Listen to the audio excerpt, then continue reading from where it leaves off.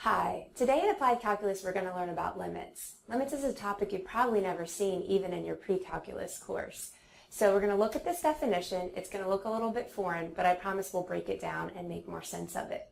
So the definition is, as x approaches a, so it's important to notice that a is going to be an x value.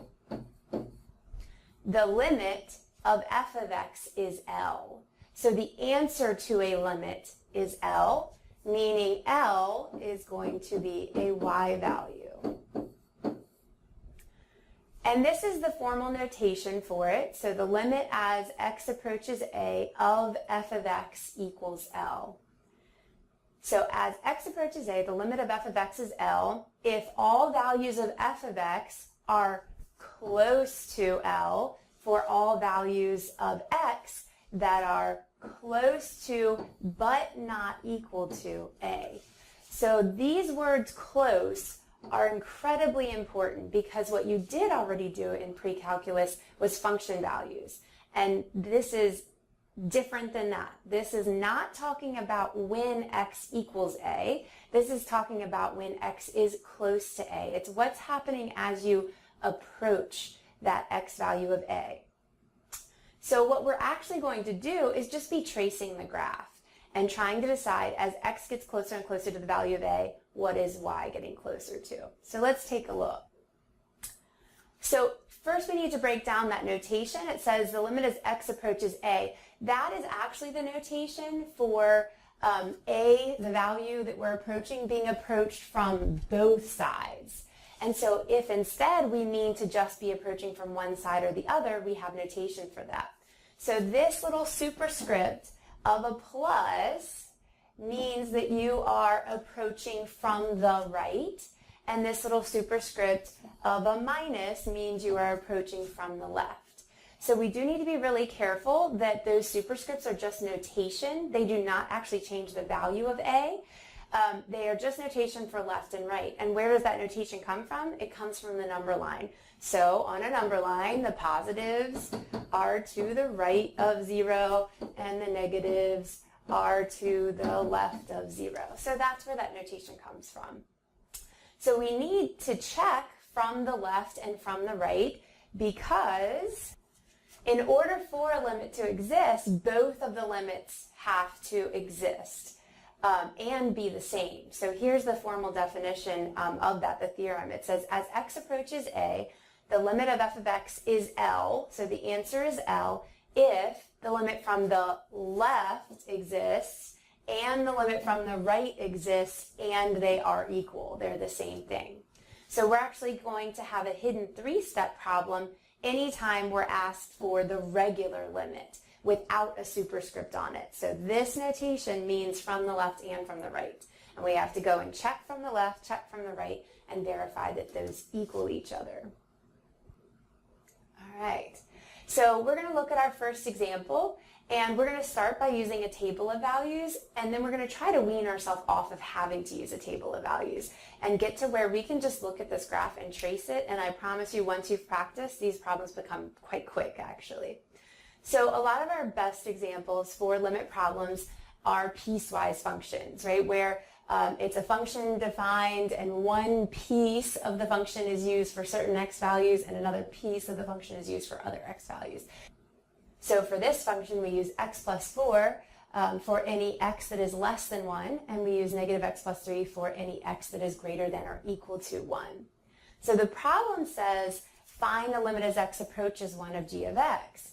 But this is actually a hidden three-part question because of the theorem that we just read. So to do that, we first have to find the limit from the left, the negative superscript means left, and from the right, the positive superscript, and then check that they're equal before we can really answer this question. So you can see that through the tables, I've broken it down that way for us. So if we're plugging values into these functions where we want to be close to negative or close to positive 1 but not at 1. And so if we're close to 1 but not at 1, we're at values like 0 and then getting closer like 0.5 and getting closer still 0.9 and so on.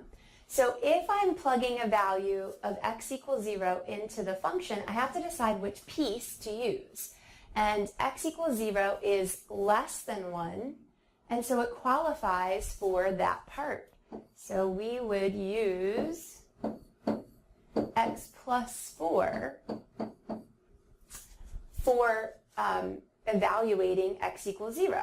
And so if I plug 0 in for x into x plus 4, I get 4. Now I want to be getting closer and closer to 1, so now I'm going to use a value like 0.5. Well, 0.5 is still less than 1, and we're still using the x plus 4 function, so all I'm doing is 0.5 plus 4, and I get 4.5. And I'm going to keep doing this, and if you notice, all of these values are less than 1, and so they all qualify for x plus 4, and so I'm simply replacing x with those values in the function. So I'm going to get 4.9, 4.99, and 4.999. So what we want to see is as x is getting closer and closer to 1 from the left of 1, all right, so at this point we're doing from the left, what are our y's getting close to? And if you look at these values, you can see that they're getting closer and closer to a value of 5. And so that's how we can use a table to determine this. But again, I'm going to use a table for a few examples, but we don't have to use it for all the examples. And so I want to also show you what's happening graphically. So graphically, if we are on our function, tracing as our x's get closer and closer to 1 from the left, we're trying to see what y is getting close to. So we do want to start close, especially for using a table of values, but what's really happening is that we are literally tracing the function and letting our x's get closer and closer to 1. So you can see we started here at 0. So as my x's get closer and closer to 1, from x's that are less than 1 to the left of 1, what is my y approaching? And my y is approaching 5. And so you can see that graphically, and we want to get to where we don't have to use the table. So I'm literally tracing the function and saying as x gets closer and closer to 1, what is y getting closer to? Now, I don't know if you can see it as well here, but this was actually an open circle. And we know from pre-calculus that an open circle means the function's not defined there, versus this was a closed circle, and so the function is defined there. But a limit talks about close to a point, not at a point. So we don't care that that circle was open and that there is no y value there. What we care about is simply what are we getting close to. And as I trace that function, as x gets closer and closer to 1 from the left of 1, y is clearly heading towards 5. I don't care that it never gets there, it's heading towards 5. So now let's check from the other side. So now we would check the limit from the right. So we're going to be coming from the right of 1 and getting closer and closer to an x value of 1 to see what y is doing. So if we are coming from the right, we want to be close to the value. So we want to use numbers that are close to 1 but greater than 1. Because on a number line, if you're to the right of an x of 1, then you are greater than 1. So I want to use numbers like 2, 1.5, and they get closer and closer to 1 as we go. So if I'm plugging a number like 2 into my function, I have to decide which piece to use. Well, 2 is greater than 1. And so for all of these numbers, which are all greater than 1, we are going to be using negative x plus 3. And so once you decide what number, which part of the function these numbers qualify for, you're simply plugging them in. And so we'll have negative 2 plus 3 is 1, negative 1.5 plus 3 is 1.5, negative 1.1 plus 3 is 1.9, and as I keep plugging these in, I'm going to get, so now we got 1.999 and then 1.9999. And so as my x's get closer and closer to a value of 1, what are my y's getting close to? And if you look at that table, you can see that those y's are getting closer and closer to a value of 2. So whereas our limit from the left was 5, because what we saw happening in that table our limit from the right is 2. And if we match that up with our image here, we are literally going to trace our graph starting where x's are greater than 1, and we're going to get closer and closer. So this is where we actually started with our table, and we're going to get closer and closer to a value of 1 from x's that are greater than 1, and we're simply asking, what is y getting close to? And y is clearly getting close to 2.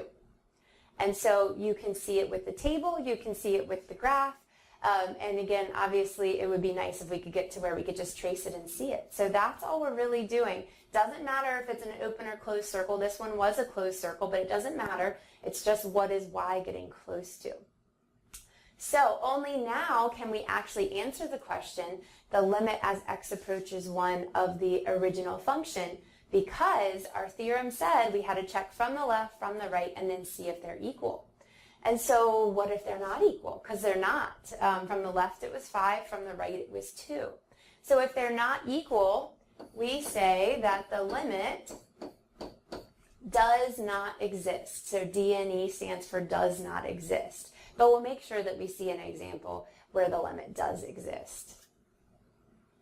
So I actually have the same function here. We're simply looking at a different x value. So that's why this notation is really important. The limit as x approaches something of something.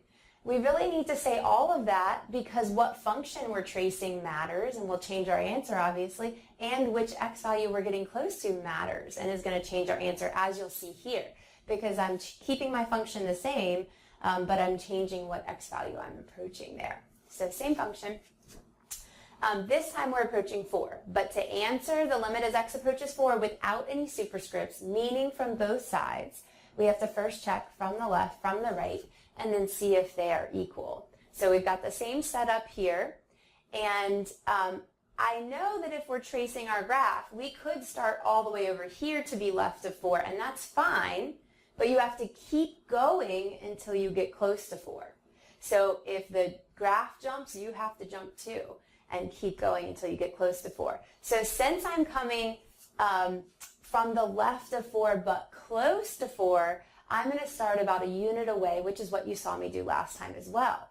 So if I'm using numbers that are to the left of 4 but close to 4, like 3, 3.5, 3.9, 3.99, all of those qualify for which part, right? We have to decide which part we're using.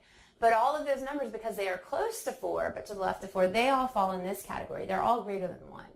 And so when I'm actually plugging these specific values in, I'm going to use negative x plus 3.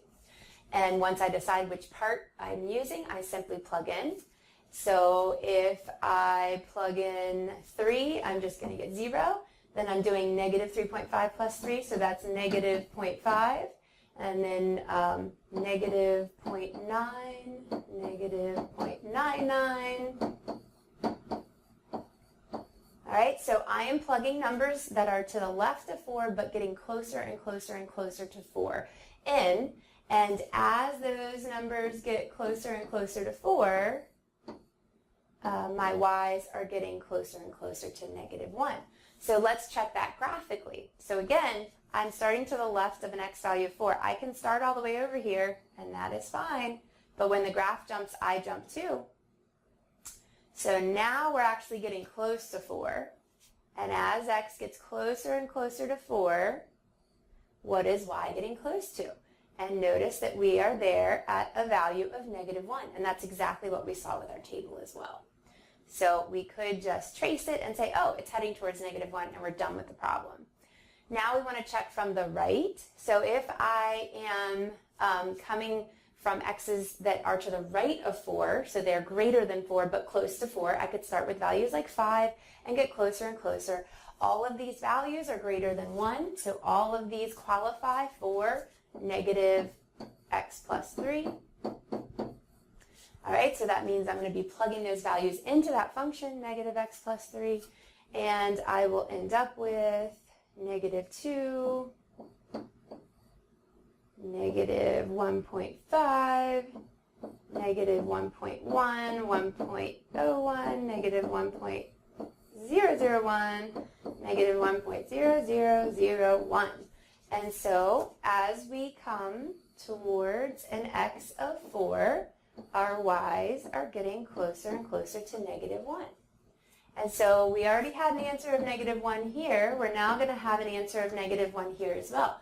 Notice that when we were coming from the left, we were getting close to negative 1 and we happened to be, on the 0.99 side. Now we're slightly, on the other side of it, the negative 1.01 side, but both are heading towards negative 1. So graphically, what we would be doing is coming from the right, so tracing our graph where x's are greater than 4 and getting closer and closer and simply asking what y are we getting close to? And we're getting close to negative 1. So we got the left limit to be negative 1, we got the right limit to be negative 1, and what our theorem said is if the left and the right limits are equal, then that is the answer to the regular limit without any superscript. So just limit as x approaches 4 with no little plus or minus there, means from both sides. So here, unlike the other problem where we got does not exist, because the two equaled each other, we actually got an answer there. All right? So that is the idea of a limit. It is not about what's happening at the point. It is about what's happening near that point. And let's see. If we go back to this slide, I actually want to do a little additional question here. So the limit as x approached 1 did not exist. If I asked you instead, what is f of 1? This is back to pre-calculus. This is before we knew anything about limits. And we had an open circle here and a closed circle there. So whenever you had a choice, you have to go with the filled in circle. So if you're asked for a function value, you're looking for the filled in circle if there is one. There may not be, but here there is. And we are literally going right down on that point. And right down on that point, our answer is 2. So the function value existed and was 2, but the limit did not exist. Now back to the example that we just did. If I ask you what, I guess it's g, sorry, g of 4, and it would have been g over there too.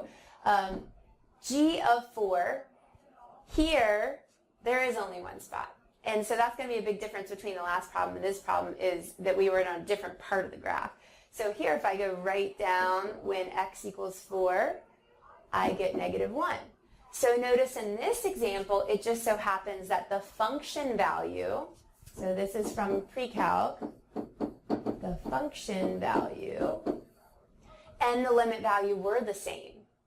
Whereas on the last example, they weren't. So on the last example, the limit didn't exist, but we still had a function value. So what happened there? What's the difference? Well, at a very basic level, there was clearly something weird happening at 1, right? 1 was our changing point of which function we use, and visually there was clearly a jump there. Whereas at x equals 4, if I zoom in and ignore, just look right around that point, it's just a normal looking part of the graph. And so it makes sense that that limit value and that function value matched up there. Okay, at this time, I would like you to pause your video and go to your notes that you've printed to go along with this, and you try. So try this example, and we have a new function, and we're checking from the left and from the right. You can use the table as a way to see it and plug in the values and see what you get, and then verify by tracing the graph. Okay, and then you know that I've got the answers for you to check posted as well on the filled in. But you really have to do math in order to learn it. Just watching is not going to work because guess what? You can't watch when you're taking the test by yourself, right? So pause it now and try this example, and we'll come back to the next example. Okay, so we're going to do one more together, and I wanted to make sure to show you kind of the other kind of piecewise function that we often see. So those two functions had where you use one part for like half the graph up until a certain value and use the other part for the rest of the graph. Well, here you use one function the entire time except one spot. So you use x minus 2 everywhere except when x is 5. When x is 5, y is 6. End of story. So this one looks a little bit different. It's not going to have that half and half look to it. And I just want to make sure we had seen one of these as well. So if we use our table one more time, and we know that to find the limit as x approaches 5, we actually have to check from the left, from the right, and see if they equal. So as we look from the left, if we want to come from x's that are less than 5, but close to 5, we could use 4 and they get closer and closer to 5, like this. Well, look at all these values. If they are not 5, which they're not, then we use x minus 2. All right, so we use x minus 2 for any value that's not 5, and none of those are 5 because this is close to 5, not at 5. So if x is 4, then we get 2. If x is 4.5, we get 2.5. And then 2.9, 2.99, 2.999. So you should be getting used to this now. As x gets closer and closer to 5, what is y getting closer and closer to? And it's heading towards 3. Graphically, let's give it a shot. We would trace this graph from x's that are less than 5 heading towards 5. And as we get really, really close to an x of 5, our y is getting close to 3. So remember, I don't care about an open circle because a limit says, what are you getting close to? What are you approaching? And you are clearly approaching 3.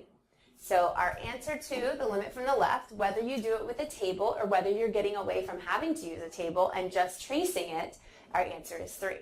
So now if I take the limit as x approaches 5 from the right, remember, I'm plugging in x's that are greater than 5 but getting closer and closer to 5, and here's some examples. Well, none of those is 5. And so if it's not 5, then we use that x minus 2. And so these are the values that I'm plugging into x minus 2. And I will get 4 and 3.5, 3.1, 3.01, 3.001. Okay? As x gets closer and closer to 5, my y's are getting closer and closer to 3. And now I can look at it graphically as well. So I want to trace my graph coming from where on that graph x's are greater than 5 and get closer and closer to an x value of 5 and ask myself, what are we approaching? Well, the y value that we're approaching is indeed 3. So in this case, the limit from the left was 3, the limit from the right was 3, and so our answer is that the limit is 3. Now at the very bottom of the screen down there, maybe it's not even quite showing for you, sorry, it says, what is f of 5? So what is f of 5? And this one really is f, not g, okay? Now f of 5 is the function value. F of 5 is if I put my pencil right down on it, not all this tracing stuff we're talking about. So if I go put my pen right down on it, I cannot go there because it's an open circle. When x is exactly 5, the answer is 6. It tells me that. And that's this filled in circle. So for a function value, we have to look for the filled in circle.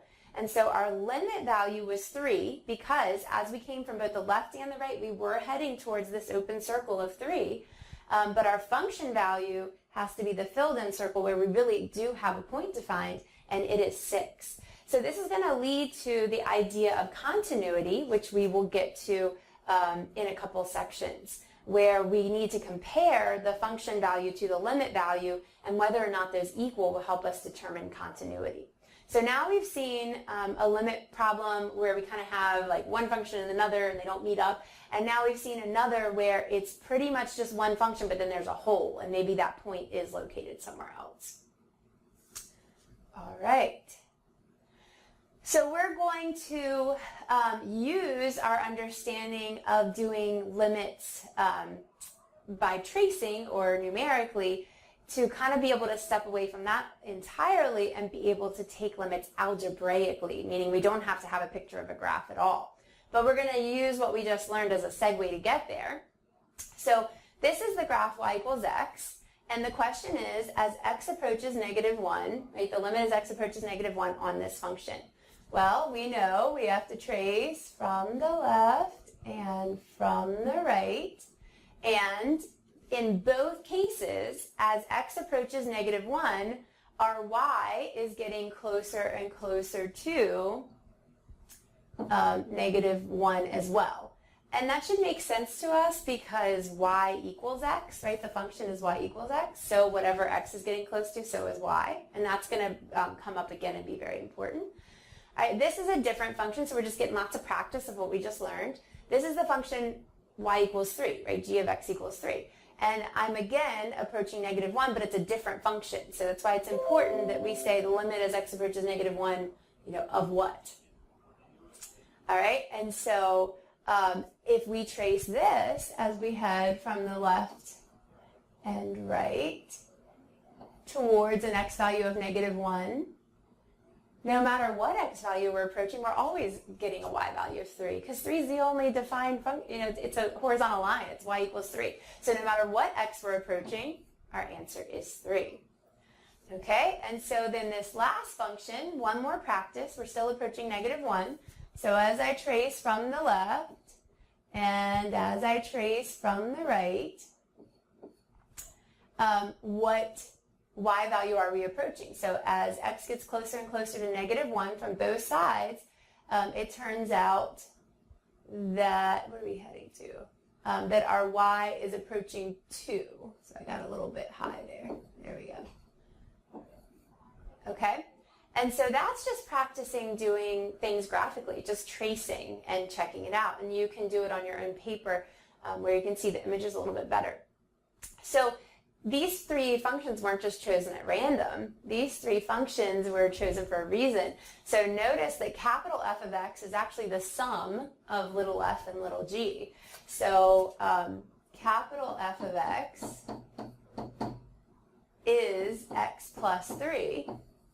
And f of x was x, and g of x was 3.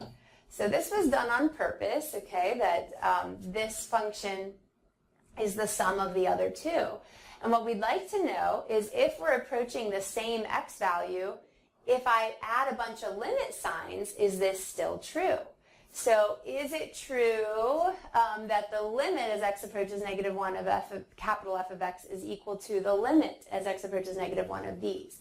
Well, notice that the limit as x approached -1 of x was -1, and the limit as x approached -1 of g was 3, and if we add those, we do get 2.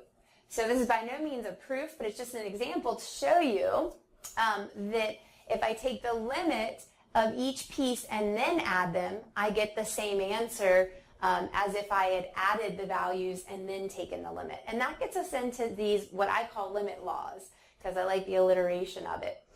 So just so you know, before I talk about these, you do not have to cite numbers of limit laws for me. So if you use a different textbook, they'd be in a different order and they'd have a different number. So that'd just be silly. So I do not need to know that this is limit law number 3 or limit law number 7.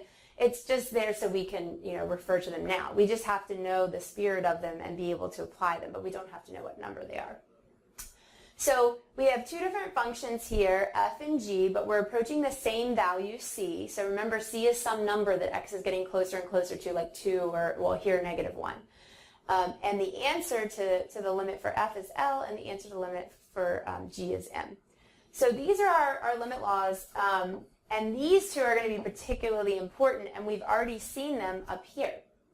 So the first one says k is a completely different constant, okay? So the first one says if the limit as x approaches c of k, well, that's like this function where the only y value was 3. So 3 is like our k here. Then no matter what x you're approaching, y is always 3. So if you're tracing on a constant function, no matter what x is approaching, y is always approaching that constant. So the limit of a constant is that constant.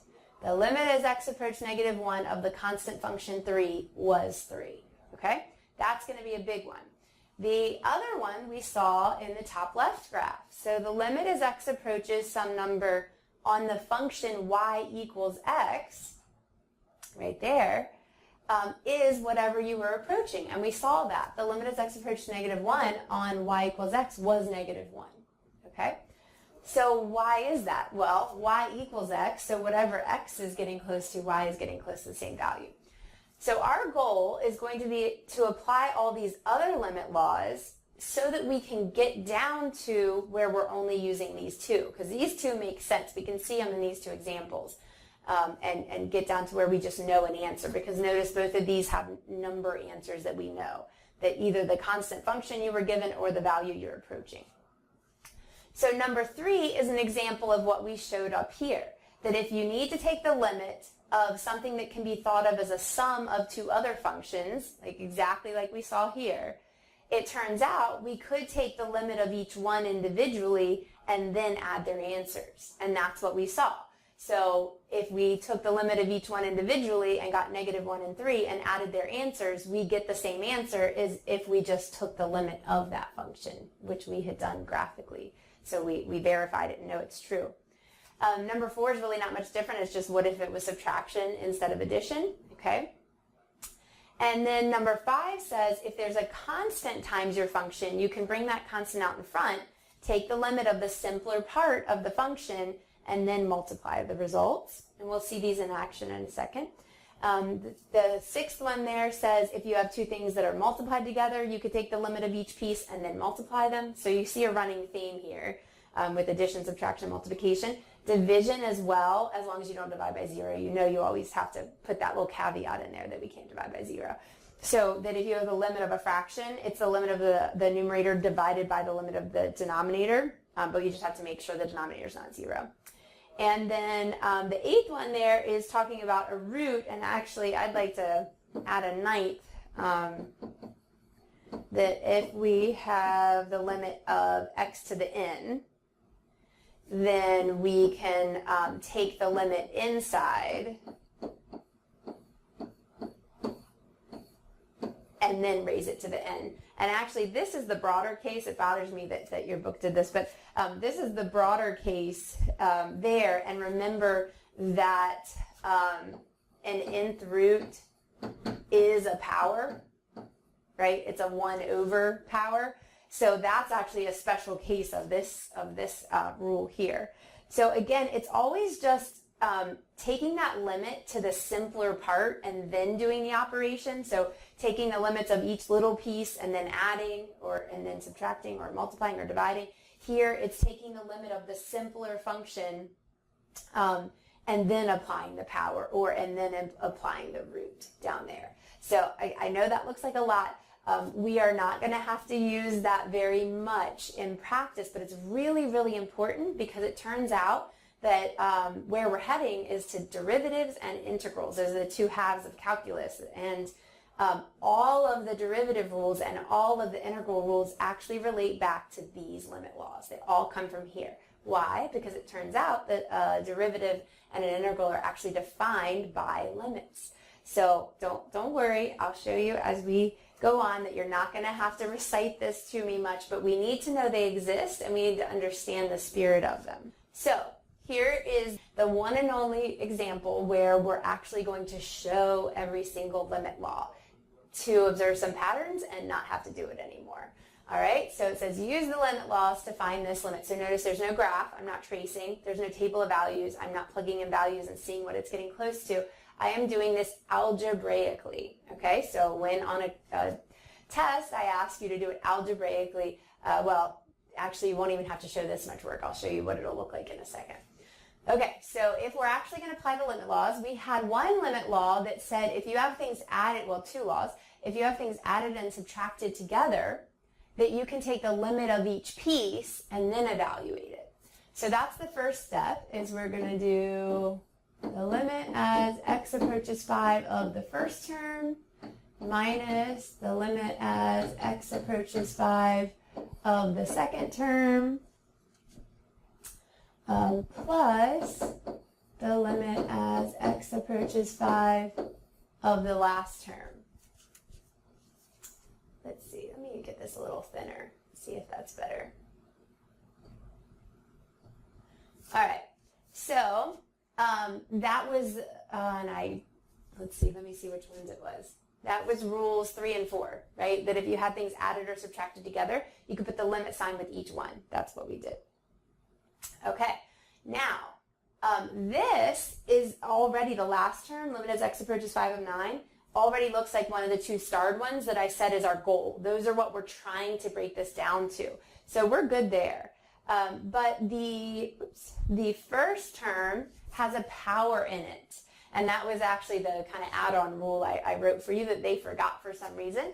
And that said that I can put the limit inside with the x and then raise it to a power. And then the middle term has a constant multiplied by it. That's number 5 again, not because you have to tell me it's number 5, but so that you can look at your list and see that I'm talking about number 5. So it has 6 times a function. And what this rule says is that you can put the limit inside with the part that matters, the part that has x's in it, and leave the 6 outside. And that's what we're doing now. So minus 6 times the limit as x approaches 5 of x. And then we said this one we were already good on. And I'll put some parentheses here. Okay. So I said that we want to get everything to either be the limit of a constant or the limit of x, because we know the answers to those. So this is like if you had the function y equals x, and you were tracing it as x gets closer to 5, well, y equals x. So y is whatever x is.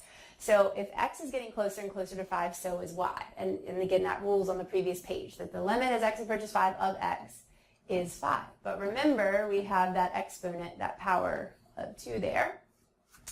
All right, minus 6 times, well, this is the same question. The answer hasn't changed. The limit as x approaches 5 of x is 5. And then the last one, the other starred number that we had over there, said the limit of a constant. So if you have a constant function, y equals 9, then no matter what x you're approaching, y is always 9. And so we saw that one as an example as well. So we wrote all those limit laws and talked about which ones we were using. But my question to you is, what does this look like we did? So if you didn't look at any of the other steps and you just looked at this last step, it looks to me like we took this function and simply replaced all x's with the number 5. And so we did all this work and we talked about limit laws, but hey, couldn't I have just done that? And the answer is yes. Actually, you could have just done that. And so what do we get? We get, so 5 squared is 25 minus 30 plus 9. So we have negative 5 plus 9, so we have 4. Okay? So we used all the limit laws, but in the last step, it ended up looking like we just plugged in 5, 4x. All right? So that's our conclusion, is it looks like all we did was plug in 5 for x. And so it turns out that for nice functions, that is actually all we're doing, and we can do that. But then what about not nice functions? We have to see in a minute. So this says for any polynomial function, this is a polynomial, it's got domains of all real numbers. So for any polynomial function, if you're trying to find the limit as x approaches a of that function, you're actually going to get the same answer if you just plug in, if you just replace x's with the value a. For a rational function, where we could have division by 0 issues, the a has to be in the domain of the function. And so we're going to have to talk more about that, right? And so if a is in the domain of the function, then we can just substitute as well. But then the question is, what if it's not, right? Okay, and so down here, now I want to show you an example of what you can show me. So you do need to show me some work, but you don't have to show me this work. So is 0 in the domain of this function? In other words, does it cause any issues? Well, when we talk about issues, domain issues, the only two things we're looking out for are division by 0 and roots of negative numbers. Well, there is no division, so there's clearly no division by 0. There is a root, so let's do a little check. If I plug 0 in, do I have a negative number in the root?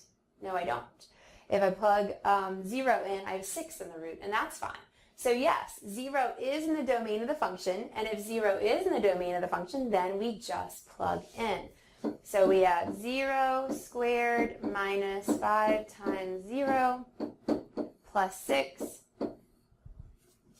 and we get 6, right? 0 minus 0 plus 6. Oh, sorry. Oh, it's under the root. Oh, goodness. Okay. All right. So we had a square root there, and we were plugging in, and then this is 0, that's 0, and we still had the 6, and so our answer is the square root of 6.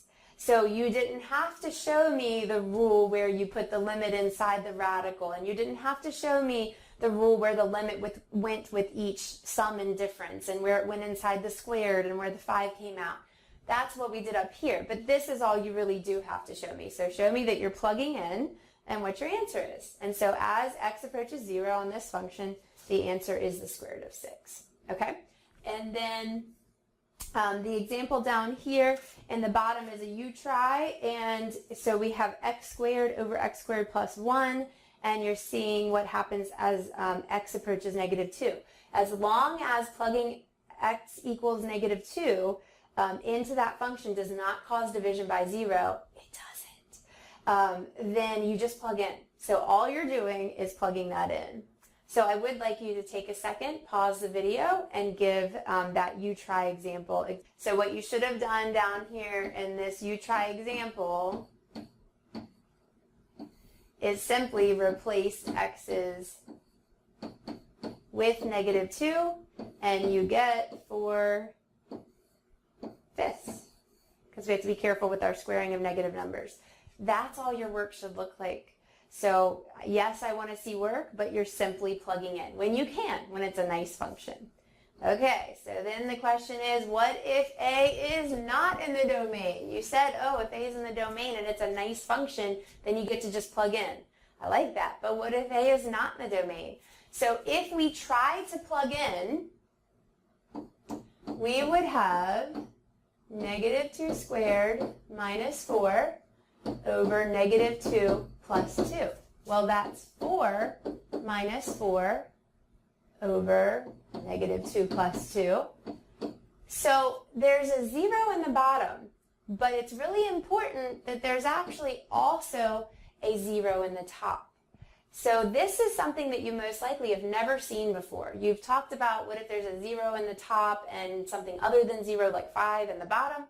You've talked about if there's a number like 7 in the top and there's a 0 in the bottom, that's undefined. But this is 0 over 0.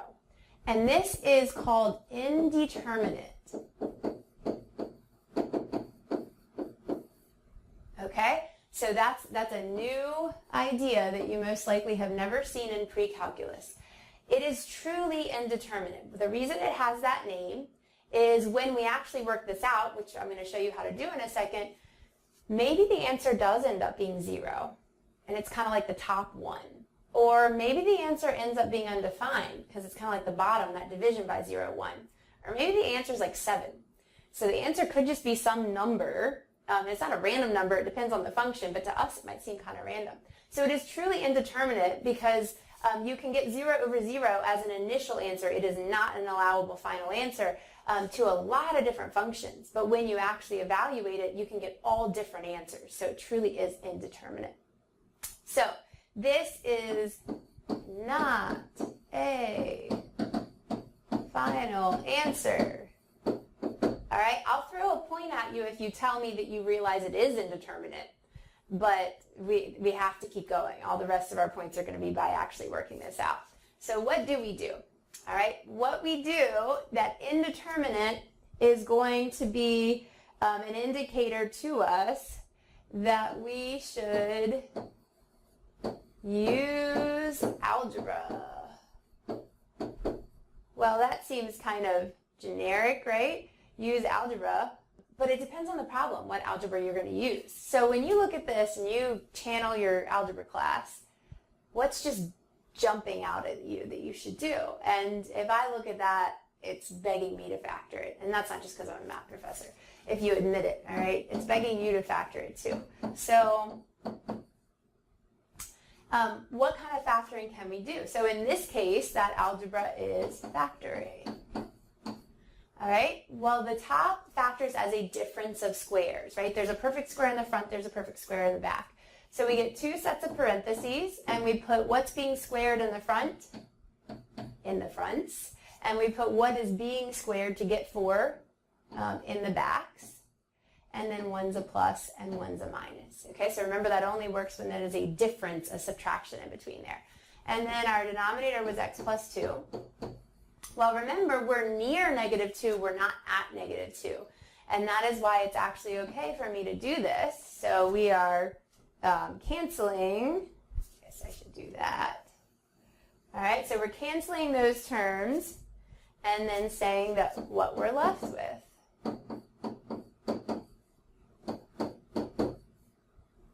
So when that cancels, it leaves a 1 in the bottom that I don't really need to write. And all we then have is the limit as x approaches negative 2 of x minus 2. Now, if we plug in, we no longer get an indeterminate form.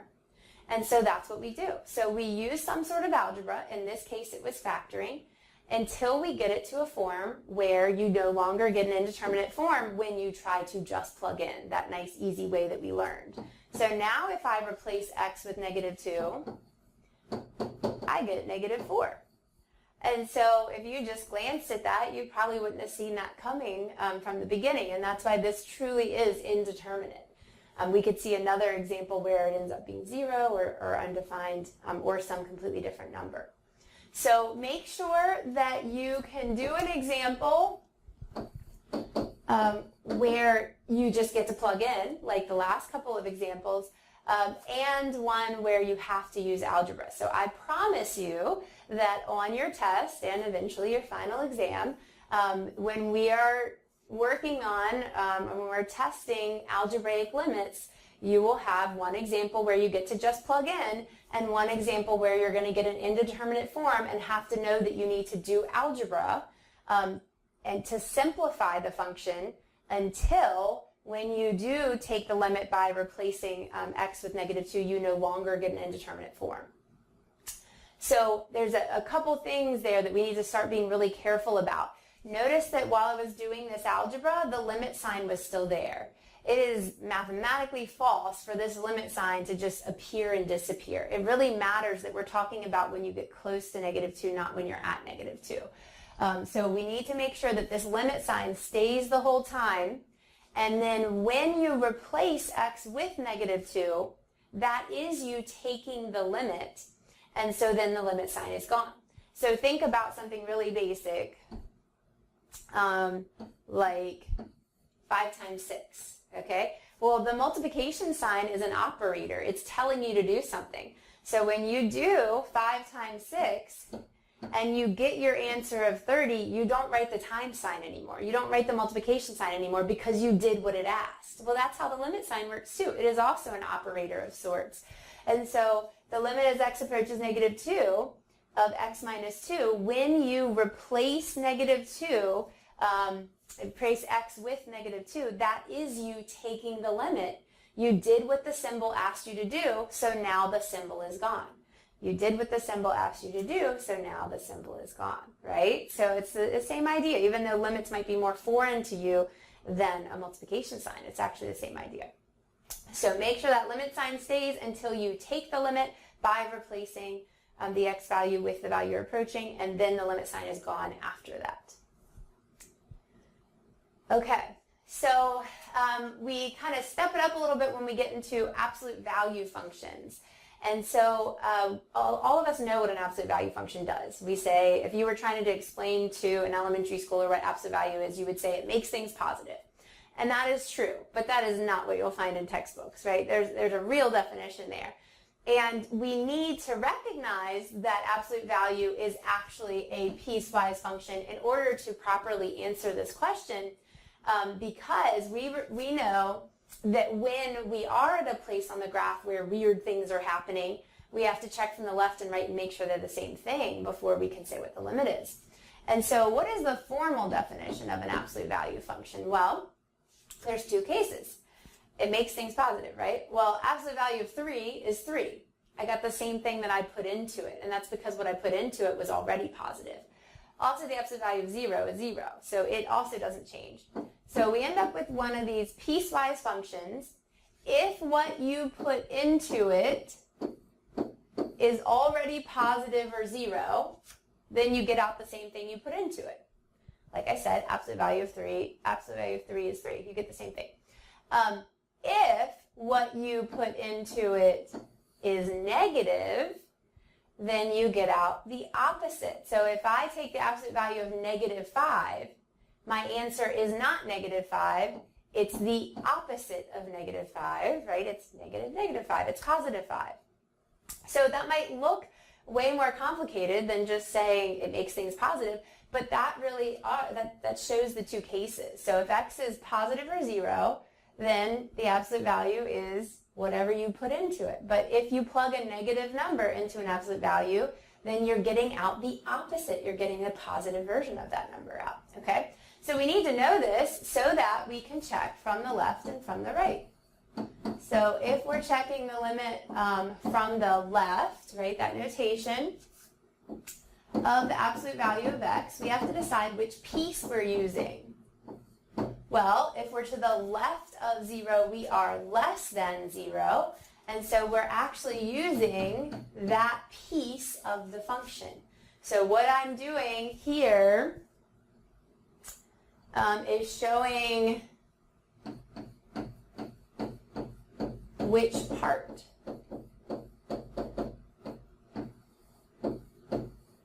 We are using, all right? So what is the original problem was the absolute value of x, but the absolute value of x is defined by two pieces, and so I'm showing which piece I'm actually using, and then once I've done that, I'm ready to try to just take the limit. Well, the little minus sign does not affect the fact that we just plug in. The minus sign is what told me to use the negative x versus the positive x. We already did that part. So we keep it there to be consistent, but we really are just plugging in 0.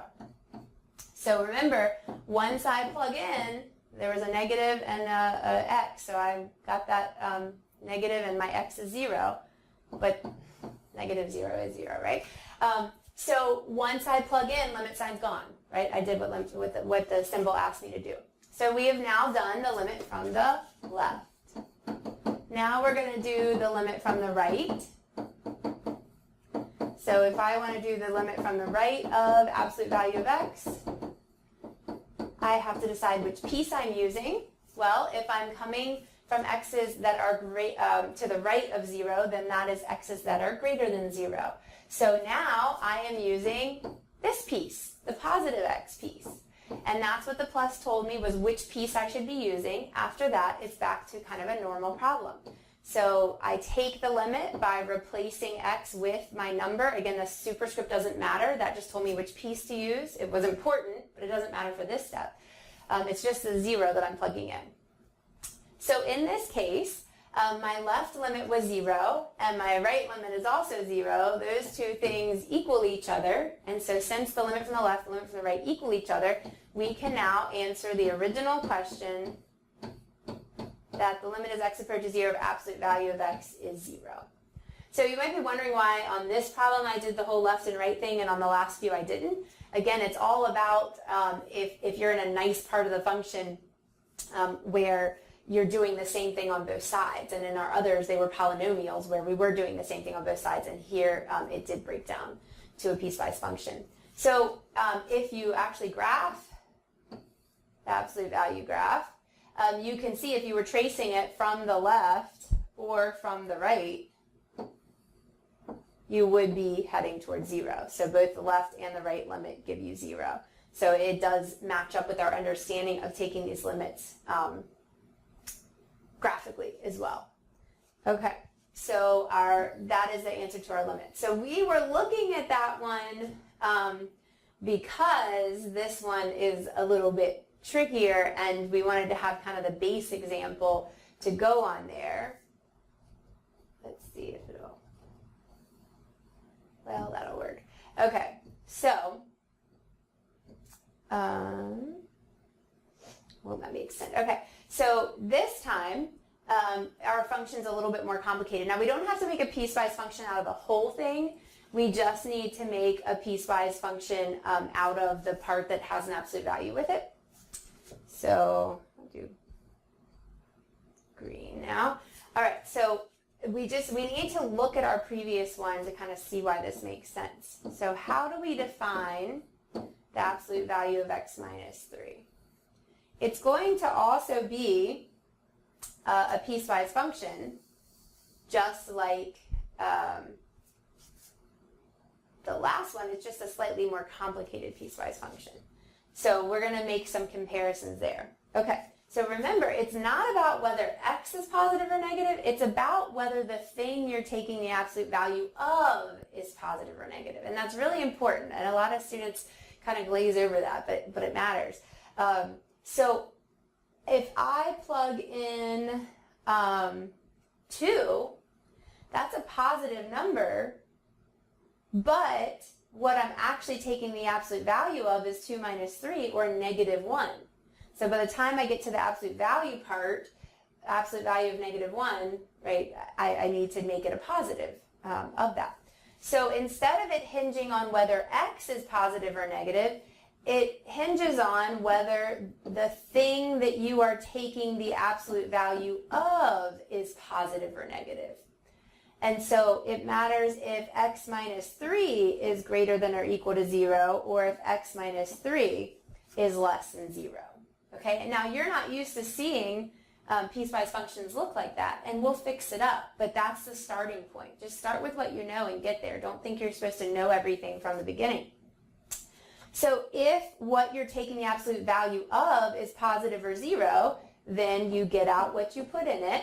If what you're taking the absolute value of is negative, then you get out the opposite. So if you kind of just take a deep breath and slow down and look, it really does match up with what we have over here. It's just that there's something more complicated than just an x inside, and so these look more complicated too. But how we normally see this, if we add 3 over, that's how you would normally see your conditions. And then if I add 3 over here, right, so it actually ends up depending on whether x is greater than or equal to 3 or x is less than 3, not whether x is positive or negative, because we do something to x before we take the absolute values. Okay, so once we have our piecewise function, we're ready to do the left limit and the right limit, just like we did before. So if we want to do the limit as x approaches 3 from the left,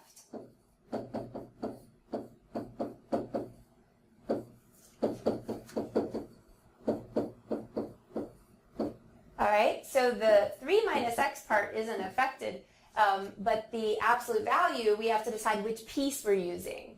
And so here we are coming from the left of 3. That means we are less than 3. And so we're actually using that bottom piece. And so that's what the negative notation told me there, was that I need to use that piece of the function. So once I've done that, if I tried to plug in right now, I'd get 3 minus 3, which is 0, over negative 3 minus 3, which is negative 0. I'd get 0 over 0, which is indeterminate. So I can't plug in yet. I need to do some simplifying first. I need to use algebra like we talked about. So here the algebra that we do is pretty basic. All right, so if I just distribute that negative, I'll have negative x plus 3.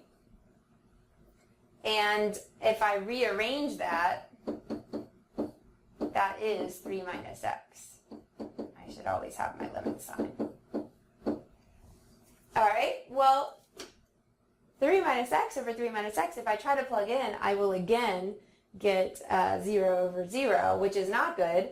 But if instead I cancel and see that it leaves a 1 there, let's see, so we've got the limit as, looks like it got big on me again.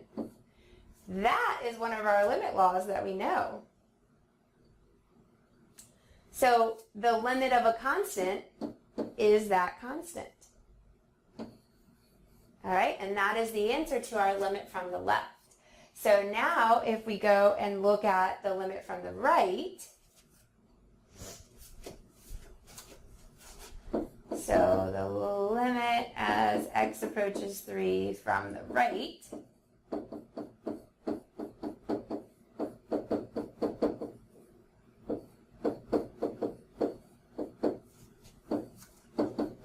all All right, which piece are we using? Well, if we're to the right of 3, we're greater than 3. And when we're greater than 3, we use x minus 3, regular x minus 3. Okay, if you tried to plug in to take the limit, you would get 0 over 0. So we have to do some algebra. And here we can do kind of some factoring. So if we bring a negative out, so if I factor a negative out, I'll have negative 3 plus x. And down here, I had x minus 3. And we run into a similar situation of what we just had.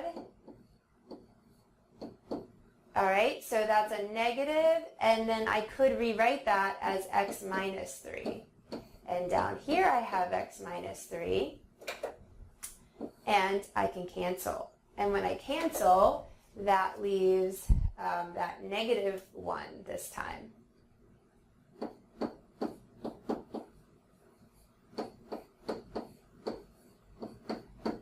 And we know that the limit of a constant is that constant.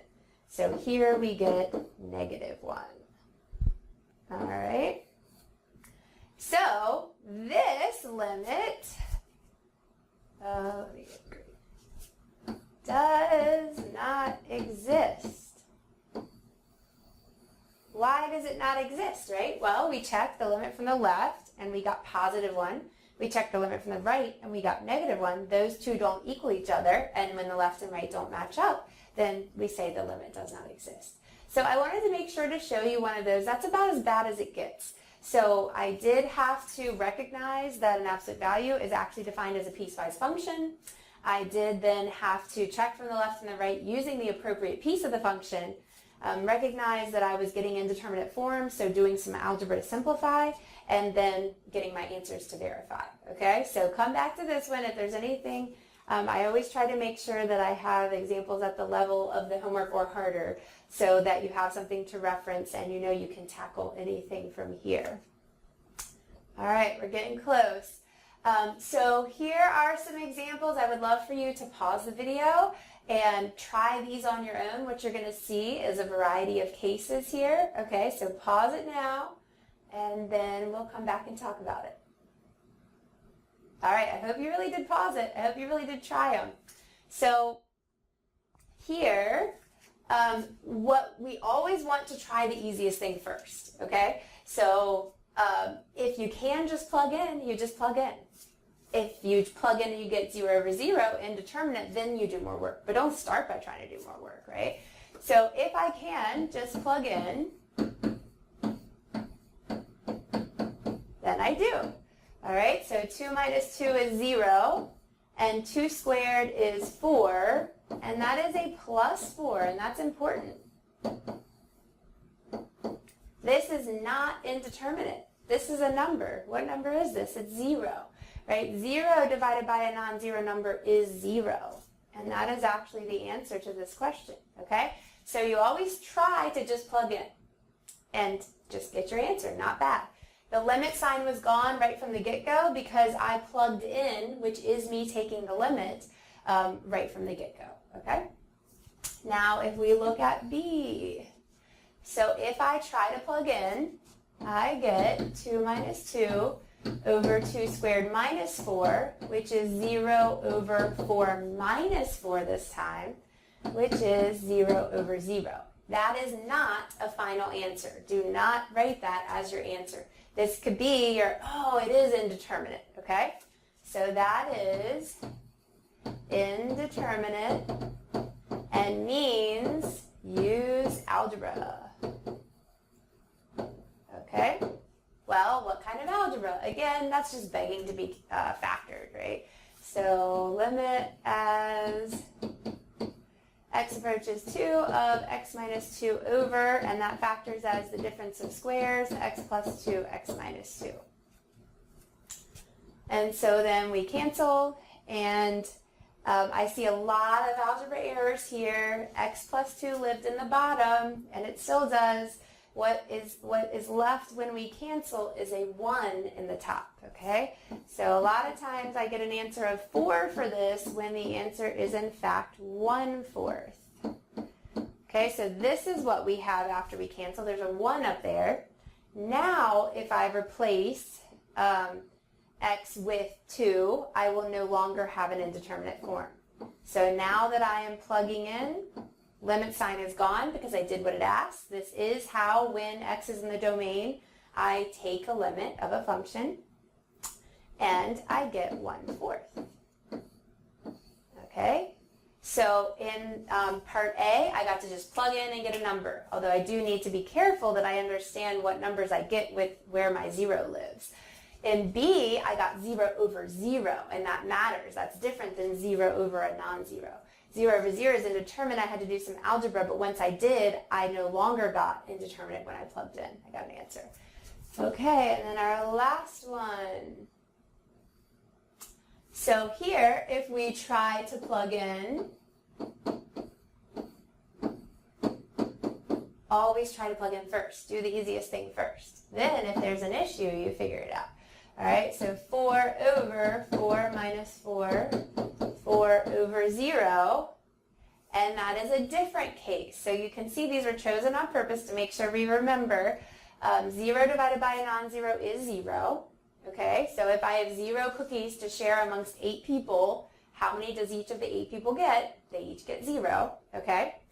Here, this is taking a group of 4 people and trying to divide them into 0 groups. So think about that for a minute. So if they all stay together, that's 1 group. If they all go separate, that's 4 separate groups. If they go in pairs, that's 2 groups, right? There is no way to take 4 people and put them in 0 groups. And then my students usually say, oh, if they leave the building. Well, then they're 1 group outside of the building, but they're still a group. Or they're 4 individuals outside of the building. They're still 4 groups. All right, so that is truly undefined. So you've learned this before, but this is the first time we're seeing indeterminate and undefined right beside each other. And I want to make sure that we see that. So notice all 3 of these cases have zeros involved when we plug in, but they're all 3 different cases. So first we had 0 over a non-zero, that is 0. Then we had 0 over 0, that is indeterminate. It is not an acceptable final answer. It means use algebra, and then you get an answer. That happened to be 1/4 for that problem. And then in the last case, it was division by 0, a non-zero divided by 0, and that is undefined. And so if we get an undefined answer, you could write undefined for me, or you could say D and E. So I would accept either of those. And of course, in your homework system, just whatever notation they're using for that problem. Okay, I hope you tried it on your own before you watched me, because again, you really have to do math to learn it. Okay, so this is another example. We looked at problems like this when we had graphs. I can now ask you to do this without a graph. And we know now when you're talking about the left, we decide which piece we're using. When we're talking about the right, then we have to, parts A and part B, help B answer part C, right? And then we can compare to the function value. So for part A, if I am approaching x from the left, right, that means that we have numbers that are less than 5, and that means that we should use that part of the function when x is less than 5. So the limit as x approaches 5 from the left, we are going to use 2x plus 3. Okay, so we have 2 times 5 plus 3. I am plugging in, that is me algebraically taking the limit, so the limit sign is gone, and I get 13. All right, now we're going to do the limit from the right. So if I'm coming from the right of 5, that is numbers that are greater than 5, and so I'm going to use the negative x plus 12 part.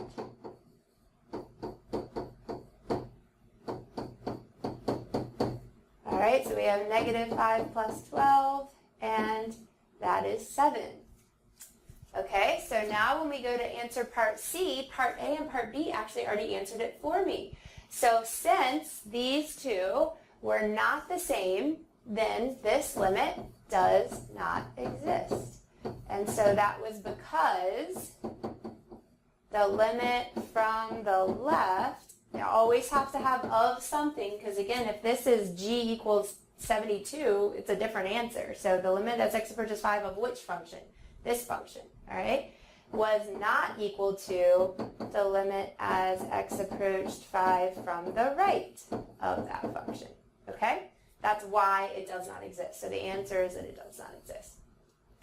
Now, what would the function value be? Well, this was not a typo. Normally, you see a or equal to underneath one of those. And what we're normally looking at for a function value is the or equal to, and that's the one we go with. But there is none. So what this means, and of course this is not at all what it looks like, but you're using something and then there's just a hole, and then you are using something else. Let's see, so we were at 13 from the left and 7 from the right. And so there's holes in both places. And there is no filled in circle to default to. So this function is literally not defined for the value of x equals 5. All right? So sometimes you can have the limit exist and not the function value. The function value exists and not the limit. Or maybe nothing ends up existing in this case. But the left limit and the right limit by themselves exist. It's just that they aren't equal, so the two-sided limit does not exist. All right, so that's how we can look at problems very similar to what we opened this section with and not need a graph to do them, now that we know how to take limits algebraically. Okay, so here's one more. I would love for you to try this. Be careful, because notice what's different about it. So pause your video and try this example where limit as h approaches 0 of 2x squared plus 2xh plus h squared. All right, give it a shot. Okay, I hope you really tried it. So what's different about this? Hopefully you noticed all the other problems have been x approaches 0. Here it's h approaches 0, and that matters. So there's x's and h's floating around in this problem. It is the h that is being affected by this limit. It is the h that needs to be replaced with 0 here. So remember that whenever we can just plug in, we do, but what are we plugging in for? We are plugging in 0 for h, not for x, because it's h approaching 0. And that's going to be really important when we get into this down the road a lot more. So 2x, the h is what is 0, the h is what is 0, okay? So that's 2x squared. This, of course, 2 times x times 0 is just 0, and 0 squared is 0, so we really just got 2x squared.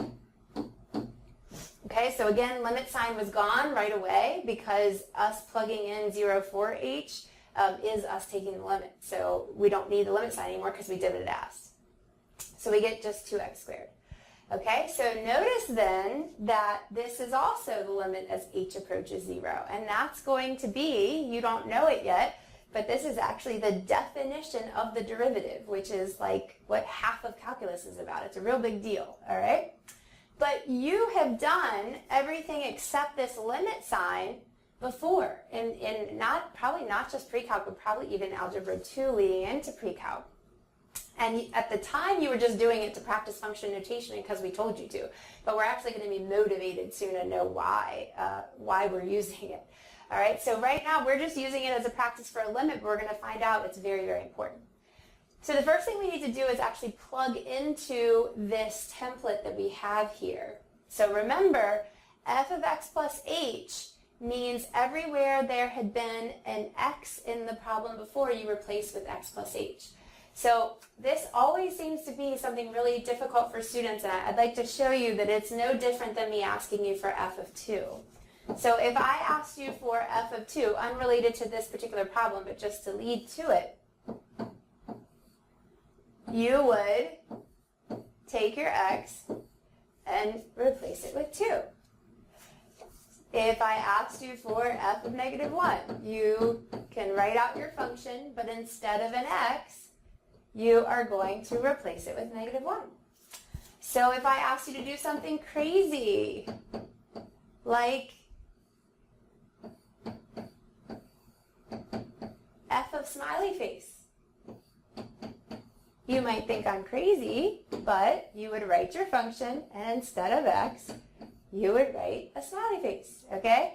So for some reason, this x plus h really bothers students, and I think it's because it has an x in it, but it's not just x. And so if it's weird to you, then think about how weird smiley face was, and that if f of 2 means just replace x with 2, and f of smiley face means just replace x with smiley face, then f of x plus h just means replace x with x plus h. So whatever is in here, in that function notation, is what you replace x with, even if you think it looks weird, all right? So that often is actually the hardest part of this. The limit part doesn't end up actually being very hard. So in some of your algebra review stuff, there's lots of practice with this, and I hope that you'll spend the time to do it. Okay, so we actually need this f of x plus h. So we have the limit as h approaches 0 of, okay, f of x plus h is 5 times x plus h minus 7. All right, now that was f of x plus h. All right, so then there's a minus sign. I write a minus sign. Then it says f of x. Okay, well, I know what f of x is. It's right here. Now, this is not okay, what I wrote, okay? It's not okay because I have to subtract off the entire quantity. So this is a biggie. This is going to be where we run into issues. Anytime you have multiple terms, you have to put that in parentheses. Okay, so just so you can see where the pieces came from, I have, this is my f of x plus h, then there's a minus sign, and then there's an f of x. So that's where those pieces come from, and then divided by h. All right, make that smaller again. Okay, so that is actually what students find to be the hardest part, and it really was in your pre-calc class. It's just practice with plugging in using function notation. The rest is going to be just algebra. So if you try to take the limit right now, remember taking the limit means replacing h with 0. If you actually did that, it's ugly, but you would get 0 over 0. So before, in pre-calc, you were told to simplify this using every piece of algebra you know, just because I told you to. But there's actually a reason that we're going to keep simplifying, and that's because we would have an indeterminate form up to that point. And so we keep going until we wouldn't have an indeterminate form. So we're going to simplify. We have,